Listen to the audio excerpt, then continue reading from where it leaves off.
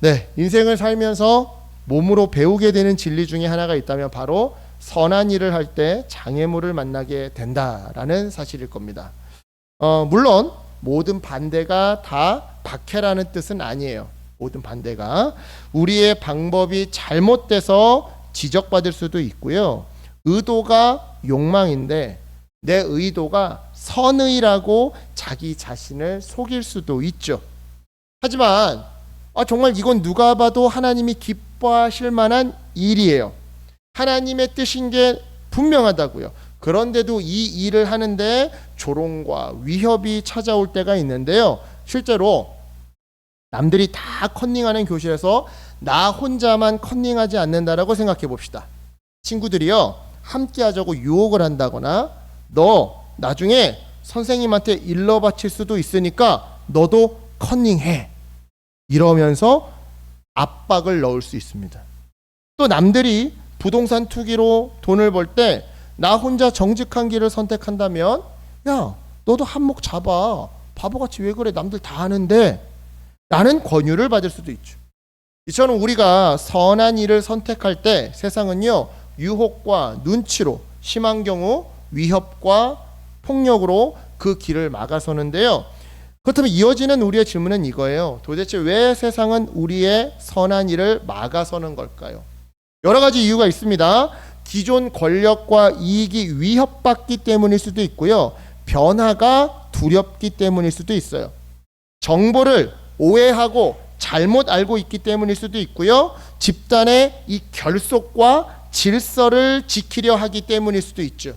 또한 선한 의도라도 방식이 부적절하기 때문일 수도 있고요. 자기의 수치나 악행이 드러날까봐 두렵기 때문일 수도 있는데요.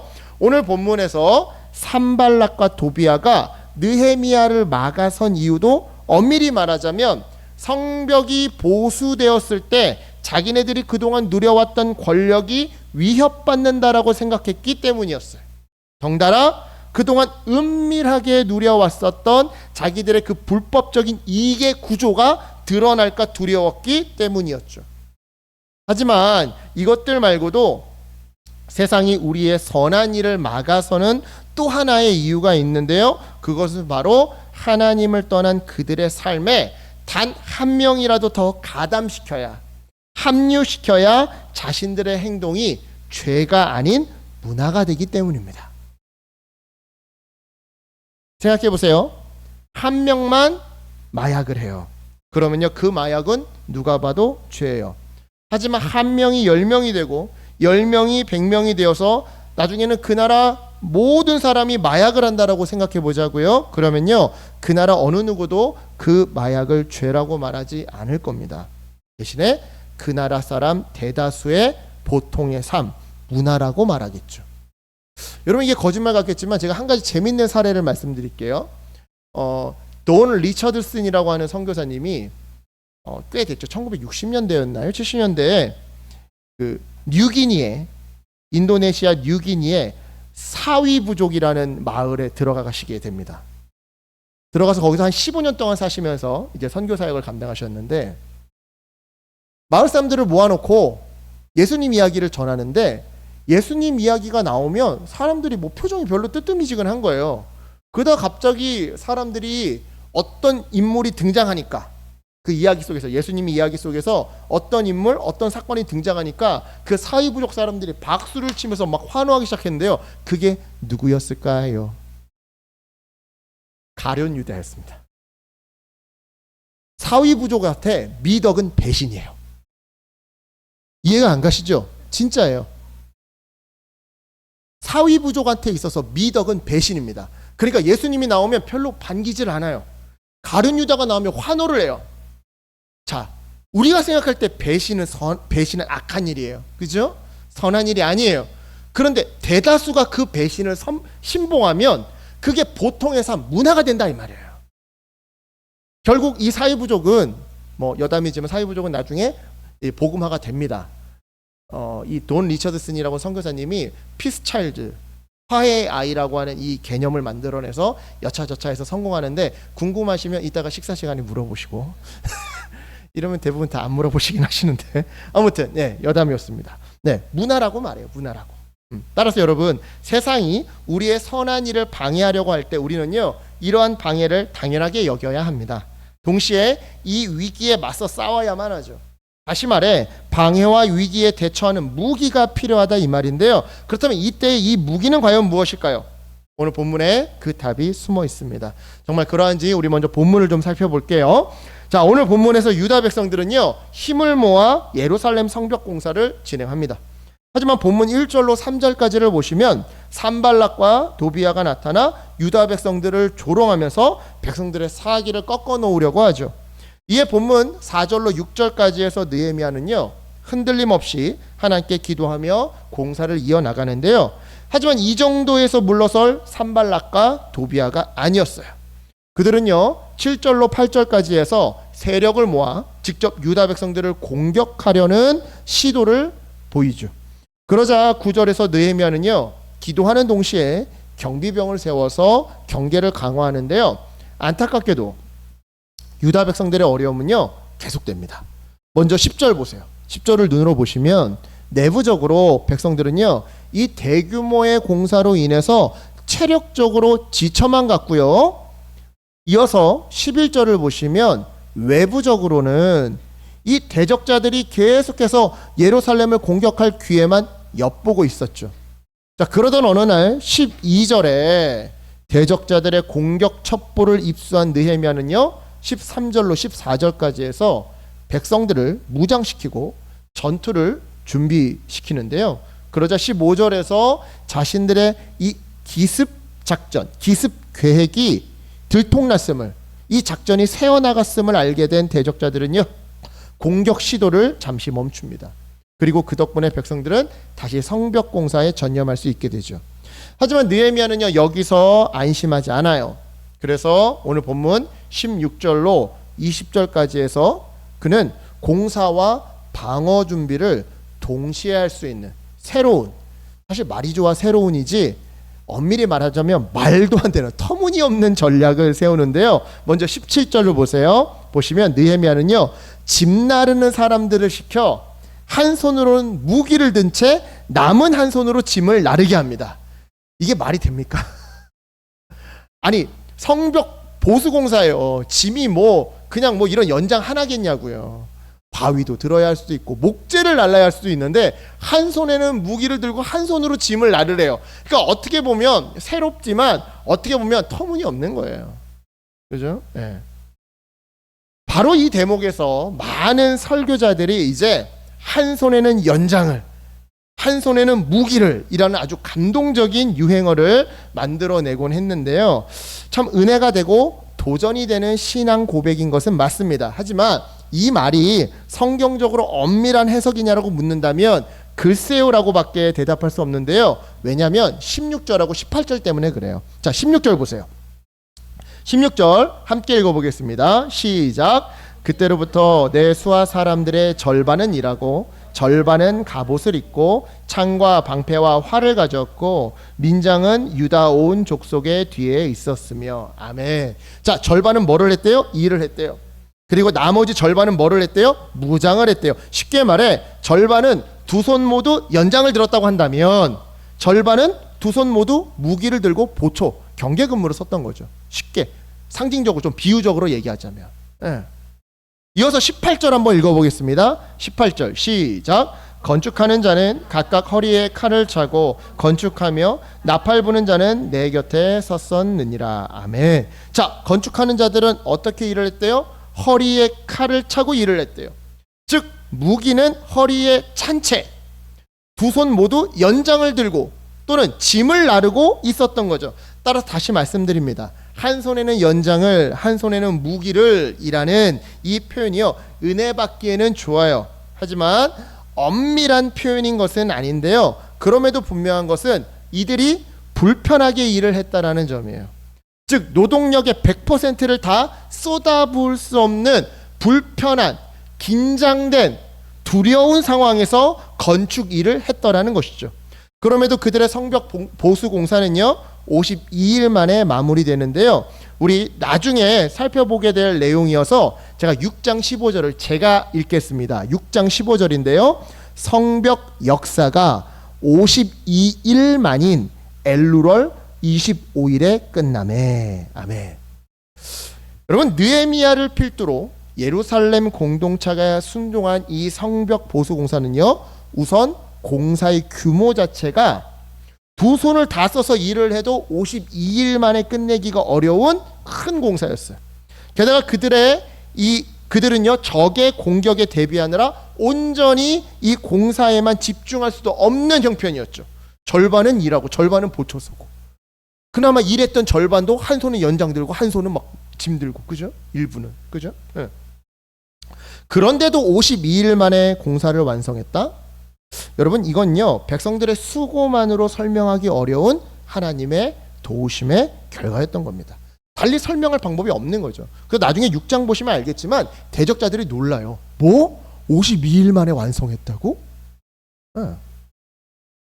이처럼 말도 안 되는 전략에 이어서 본문 21절로 23절까지 해서 느헤미야는요, 이 말도 안 되는 전략을 자신이 먼저 솔선수범한 내용을 기록합니다. 즉 그가 먼저 밤낮 없이 공사와 보초를 이어나갔던 거죠. 낮에는 일하고 밤에는 자기도 직접 보초를 쓰고 경계근무를 쓰고, 바로 이러한 그의 솔선수범이 있었기에 백성들은요, 느헤미야의 리더십 아래 성벽 재건이라는 그 하나님의 뜻에 순종할 수 있었던 건데요. 여기까지가 오늘 본문의 줄거리입니다.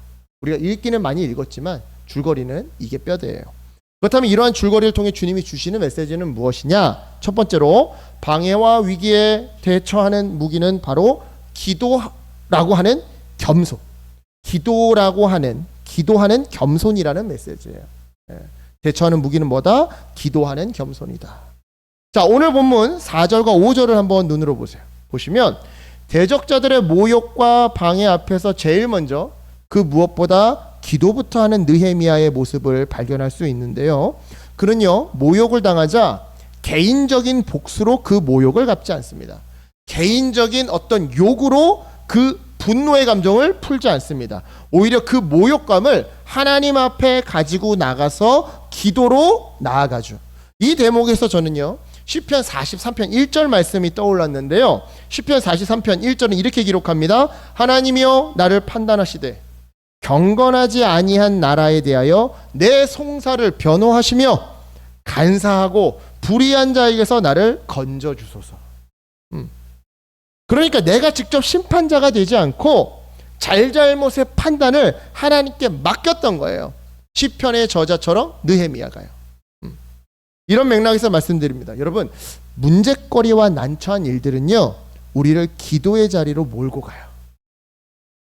그래서 사실 우리 인생의 위기가 참 원망스럽지만, 한탄스럽지만, 또 어떻게 보자면 우리를 기도의 자리로 끌고 가서 하나님과 정말 깊은 교제를 나누게 하니까 참 용서 못할 사건도 없고 트라우마로 남길 사건도 없다, 이런 생각이 들곤 하는데요. 어쨌든 문제거리와 난처한 일들은요, 우리를 기도의 자리로 몰고 갑니다. 그리고 그 기도의 자리에서 우리는요, 우리를 둘러싼 문제거리와 그 난처한 일들이 사람의 능력이나 사람의 지혜로는 해결되지 않고 오직 하나님의 능력과 지혜로만 해결됨을 깨닫게 되죠. 그래서 여러분, 이 기도가요, 겸손과 연결되는 겁니다. 왜냐? 겸손하지 않은 사람은, 즉 하나님 말고도 뭐 통장 잔고가 되었든, 뭐 요즘에 SK 뭐 하이닉스 뭐 대박이라고 하던데 뭐 그거가 됐든, 그죠? 예. 뭐 자기 재능이 되었든, 알고 있는 인맥이 되었든, 여하튼 하나님 말고 의지할 것이 많은 사람들은 문제거리나 난처한 일들 앞에서 제일 먼저 기도하지 않거든요. 바로 은행으로 달려가거나 전화기부터 붙들거든요. 여러분 기억하셨으면 좋겠습니다. 실로 겸손한 사람들이 내 인간적인 방법으로 하다 이도저도 안 돼서 최후의 수단으로 기도하는 것이 아니라 제일 먼저 기도부터 하는 겁니다.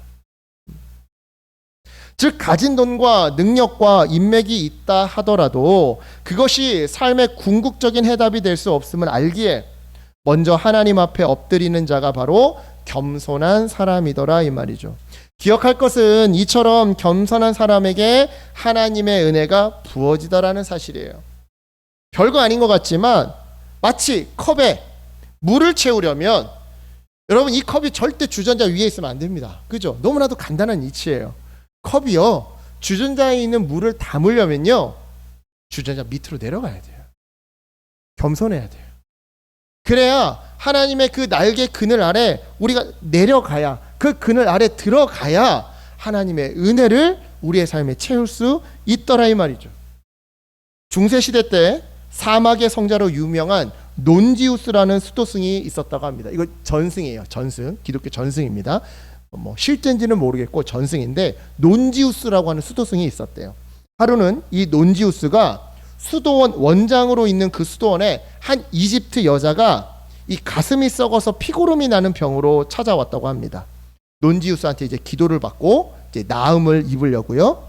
그러니까 오늘날로 얘기하자면 이 논지우스가 무슨 병 고치는 은사가 있었나 보죠. 네, 그래서 찾아왔다고 합니다.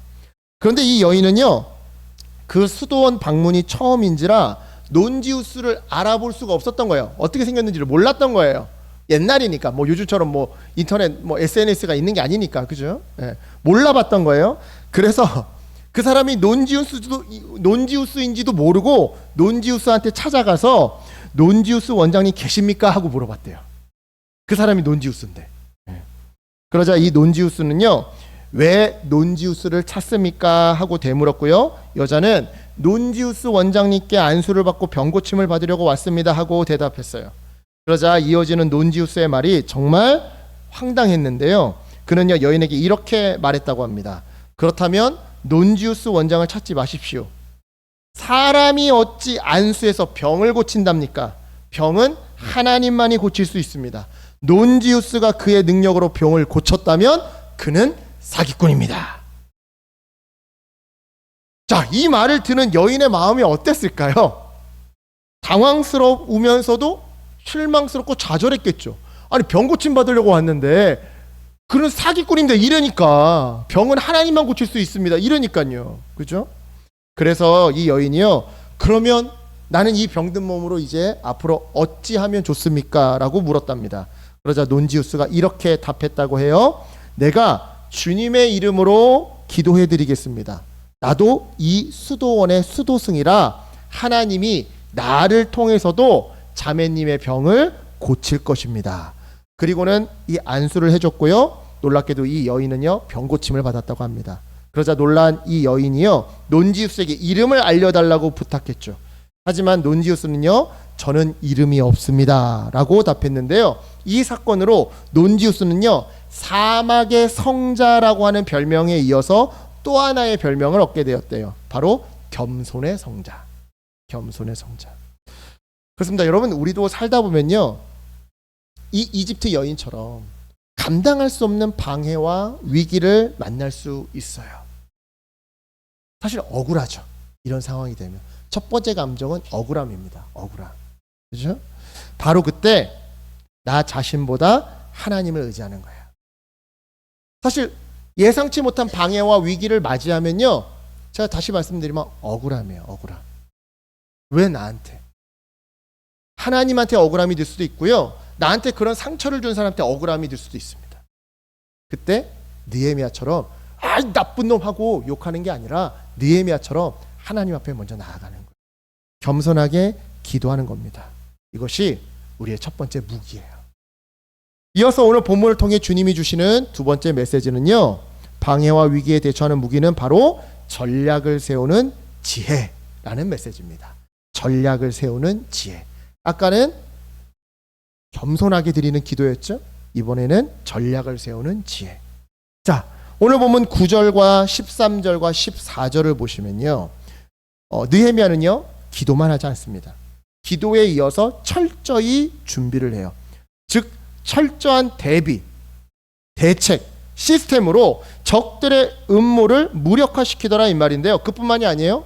15절로 23절까지 해서요, 대적자들의 음모가 좌절되었다라는 소식을 듣고도 느헤미야는요, 경계를 늦추지 않습니다. 네, 절반은 성벽 공사를 하게 하고 절반은 경계를 서도록 하죠. 또한 백성들에게만 짐을 지우지 않고 자기는 더 애를 쓰고 수고하는, 낮에 노동하고 밤에 보초 쓰는 그 수고하는 자리로 내려가는데요, 이러한 느헤미야의 모습을 보건대 그는요, 기도를 통해 하나님이 자신들과 한편이 되어 싸우신다라는 그 확실한 믿음을 얻은 다음 계속해서 하늘만 쳐다보지 않았던 거예요. 계속해서 기도만 했던 게 아닌 거예요. 오히려 그는 사람으로서 자기가 해야 할 전략을, 체계를, 시스템을 지혜롭게 세우고 또한 성실하게 수행해 나갔던 거죠. 이런 맥락에서 우리가 흔히 오해하는 말 중에 하나가 하나님만 의지해, 주만 의지해라는 말입니다. 즉 기도로 하나님의 도우심만을 간구하면서 나는 아무것도 안 하고 또한 그 어느 누구의 도움도 구하지 않겠다라는 이 의지의 표현으로, 신앙의 고백으로 이 말을 사용하더라 이 말이죠. 하지만 여러분, 이 말은요 그런 의미가 아니에요. 일단 기도로 하나님을 의지하는 거는 맞아요. 맞는데 동시에 말씀을 기준 삼아 판단하면서 무엇보다 아무 일도 하지 않는 것이 아니라 하나님이 내게 주신 사람들과 능력과 기회를 책임감 있게 잘 활용한다라는 의미예요. 활용한다. 하나님이 내게 붙여주신 사람들, 내게 주신 은사, 달란트, 그리고 내게 주신 기회, 이거를 잘 활용한다라는 의미. 다시 말해 세상 방식대로 살아가지 않고 하나님의 방식대로 살아가겠다라고 하는 의지의 표현이 하나님만 의지하겠습니다 라는 말의 진짜 뜻이더라 이 말이에요.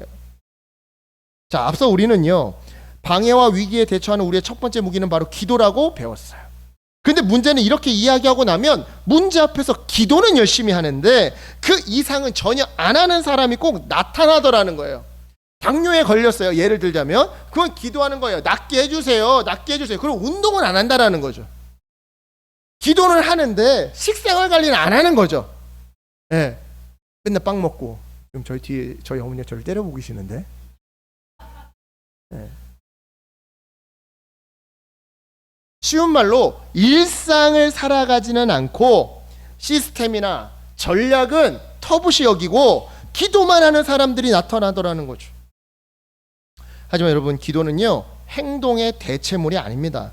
하나님을 의지한다라는 것은요 아무것도 하지 않는다라는 뜻이 아니에요. 하나님의 방식으로 내가 해야 할 몫에 최선을 다한다는 뜻이죠. 그래서 여러분, 기도는요 노력 절감기가 아니라, 노력 반감기가 아니라 노력 발전기인 거예요. 즉 기도는 하나님께 예외를 구하는 것이 아니라 오히려 하나님의 뜻을 살아낼 수 있는 그 힘, 능력을 요청하는, 한마디로 행함을 하기 위한 준비 운동이더라 이 말이죠. 예전에 그런 질문을 해오는 청년이 있었어요. 아니 예수님도 보시면 주여 하실 수 있으면 이 잔을 내게서 거두어 주시옵소서. 그러나 내 뜻대로 마시고 아버지 뜻대로 하옵소서. 아니 어차피 하나님 뜻대로 될 거 왜 기도합니까? 이런 질문 들 수 있을 거 아니에요. 이제 어떤 청년이 이런 질문을 했었어요. 그러나 내 뜻대로 마시고 아버지 원대로 하옵소서. 아니 어차피 하나님 뜻대로 다 될 건데 우리 왜 기도하는 겁니까? 그래서 제가 뭐라고 대답했냐면요, 그 뜻에 순종할 지혜와 마음과 능력을 구하기 위해서 기도하는 거다. 네. 이 잔 피하고 싶죠. 근데 이 잔을 내가 마셔야만 된대요. 그러면 하기 싫은 이 마음 하나님 만져주시옵소서.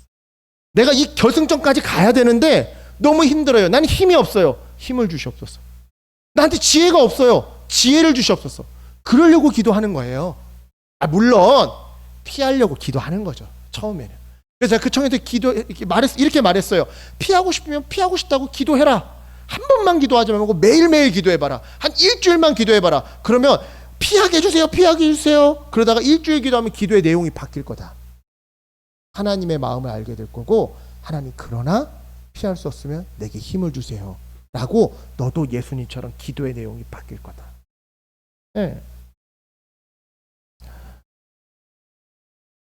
여러분, 정말 제대로 기도하는 사람은요 기도한 다음에 말씀 안에서 지혜롭게 계획을 세웁니다. 그리고 실천해요. 그게 진짜 기도하는 사람이에요. 몇 년 전에 있었던 일입니다. 어떤 교회 청년들이요 단기 선교 자금을 마련하기 위해서 성도들의 차를 세차하려고 계획을 세웠어요. 그런데 이 예정했던 날에 갑자기 일기예보에도 없던 이 소낙비가 쏟아지기 시작했던 거죠.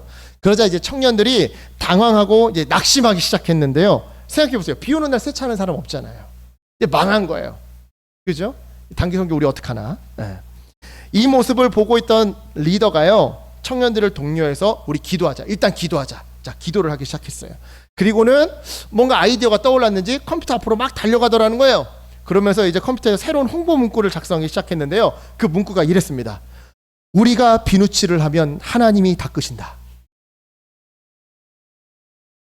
기발하죠? 밖에 지금 비가 오잖아요. 그러니까 문구를 바꾼 거예요. 우리가 비누칠을 하면 하나님이 닦으신다. 이 문구 덕분에 비가 오는 날씨임에도 불구하고 그날 대박이 났습니다. 너무나도 많은 성도님들이 세차를 하신 거예요. 네. 결과 청년들은 계획한 대로 단기 선교를 잘 다녀올 수 있었다고 하는데요. 여러분, 이 이야기를 한번 우리 다시 한번 곱씹어 봅시다. 분명 이 청년들은요, 선교라고 하는 선한 일을 준비하고 있었어요. 그런데 그 순간 장대비라고 하는, 소낙비라고 하는 예상치 못한 방해를 만나게 되었죠. 그때 이들은요, 일단 먼저 기도했습니다. 그리고 비가 그치기만을 기다리지 않았어요. 주어진 상황에 맞게 새로운 전략을 세웠죠. 즉, 기도와 지혜로운 행동을 함께 병행해 나갔던 거예요. 그 결과 그들은요, 위기를 뛰어넘을 수 있었어요. 선한 일을 이어나갈 수 있게 된 거죠.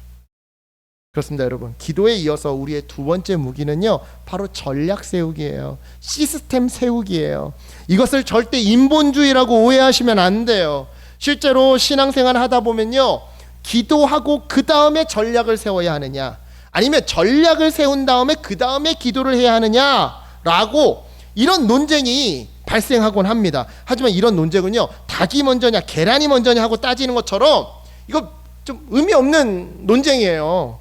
묻자르듯이 정확하게 답변하기 어려운 질문이다 이 말이죠. 왜냐? 실제로 살다 보면요, 기도할 여유도 없이 판단을 내리고 의논해야 되고 행동해야 하는 상황들이 막 찾아오거든요. 우리 직장생활 해보세요. 기도할 여유가 어디 있어요?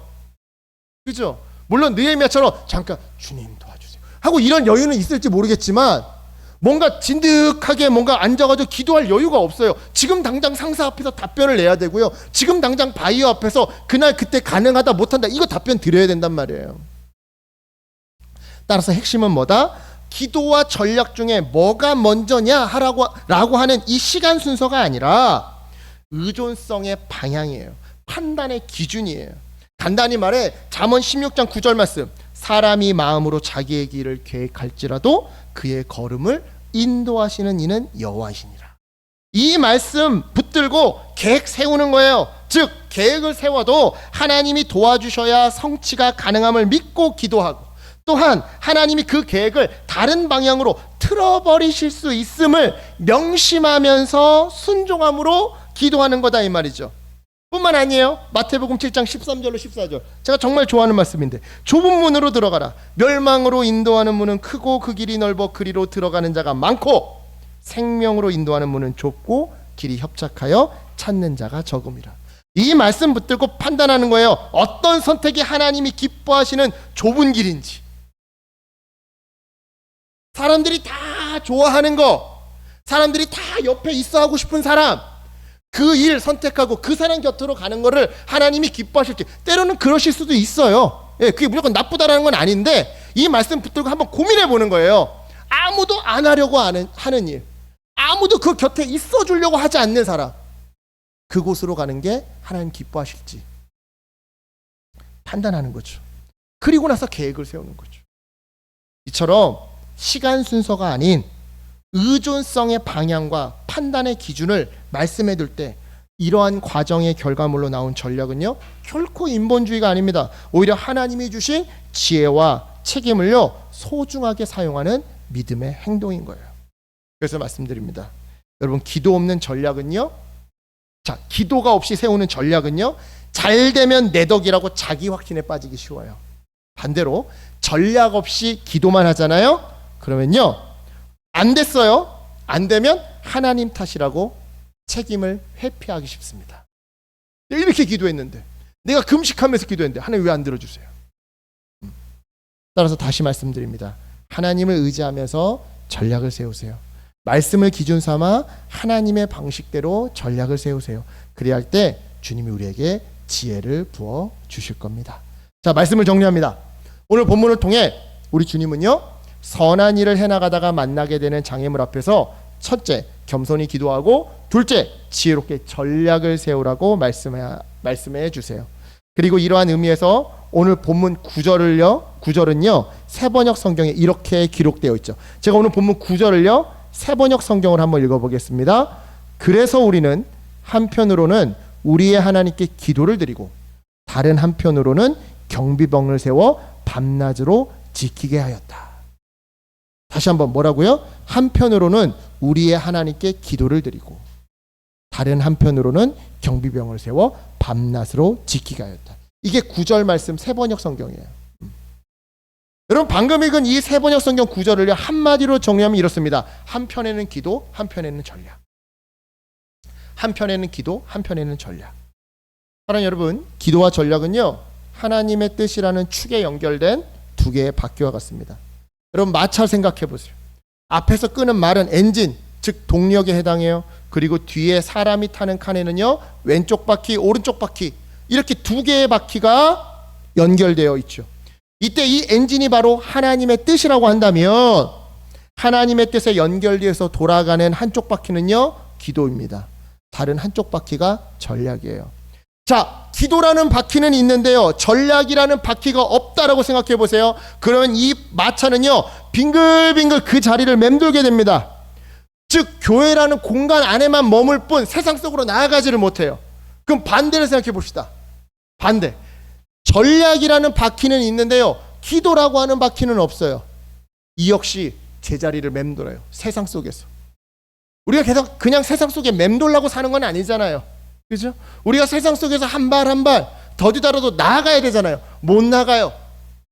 심지어 결국 나중에는 하나님 품에 돌아와야 되는데 돌아오지도 못해요. 교회로 돌아오지도 못해요. 기도라고 하는 바퀴가 없거든요.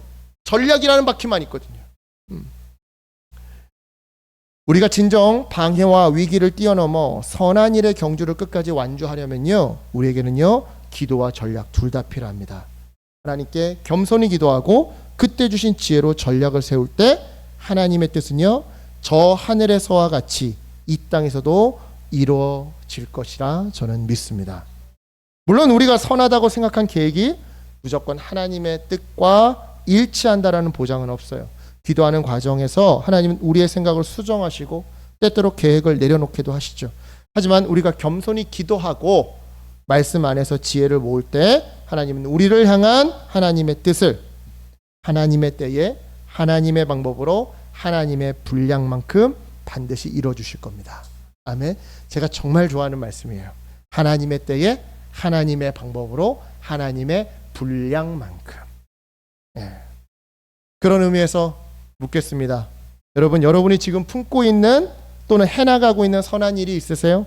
뭐 가정의 회복, 직장의 회복, 가정경제의 회복, 신앙의 회복, 육체의 회복, 관계의 회복 뭐든 좋습니다. 그 선한 일이 하나님의 뜻으로 이루어지기를 소망하신다면 우리 겸손히 기도합시다. 그리고 지혜롭게 전략을 세웁시다. 앞서 제가 설교 전에 기도했던 것처럼 오늘 말씀은 너무나도 평이한 말씀입니다. 어느 교회에 가서도 들을 수 있는 말씀이에요. 기도하라. 기도하고 계획 세워라. 그죠? 어느 교회에 가서도 들을 수 있는 내용입니다. 근데 한번 고민해 봤으면 좋겠습니다. 이 말씀을 오늘 우리 공동체 그리고 오늘 나에게 주시는 이유는 뭘까? 나의 기도 생활을 점검해 봤으면 좋겠고요. 나의 이 체계적인 이 계획성을 한번 점검해 봤으면 좋겠어요. 그래서 이 두 가지 무기로 삶의 문제를 뛰어넘는 하나님의 뜻을 이루시는 저와 여러분 되시길 예수님의 이름으로 간절히 축원합니다. 아멘. 기도하겠습니다. 하나님 감사합니다. 오늘도 부족한 우리에게 말씀을 허락하여 주시니 감사합니다. 하나님 이 말씀을 우리 마음판에 새기기를 소망합니다. 성령 하나님 새겨 주시옵소서. 말씀대로 살아갈 수 있도록 우리와 동행하시고 우리를 인도하여 주시옵소서. 하나님 우리의 기도 생활을 돌이켜봅니다. 하나님 우리가 먼저 기도하는 자들이었는지 돌이켜보게 하여 주시옵소서. 하나님 어떠한 일에서든지 기도로 나아가는 우리가 되게 도와주시옵소서. 하나님을 먼저 의지할 줄 아는 겸손한 자들 되게 도와주시옵소서. 그렇게 겸손하게 하나님 우리가 낮출 때에 우리에게 지혜를 부어주셔서 하나님 인생의 어려움과 정말 내 스스로 안 되는 관계들, 내 힘으로는 해결하지 못하는 문제들 앞에 하나님의 지혜로, 하나님의 지혜를 덧입고 능력을 덧입어서 하나님 굴하지 않고 그 문제를 헤쳐나가는, 뛰어넘는 우리 사랑하는 포도나무 교회 성도인이 될 수 있도록 한 사람 한 사람 축복하여 주시옵소서. 감사드리며 이 모든 말씀 예수 그리스도의 이름으로 간절히 기도드렸사옵나이다. 아멘.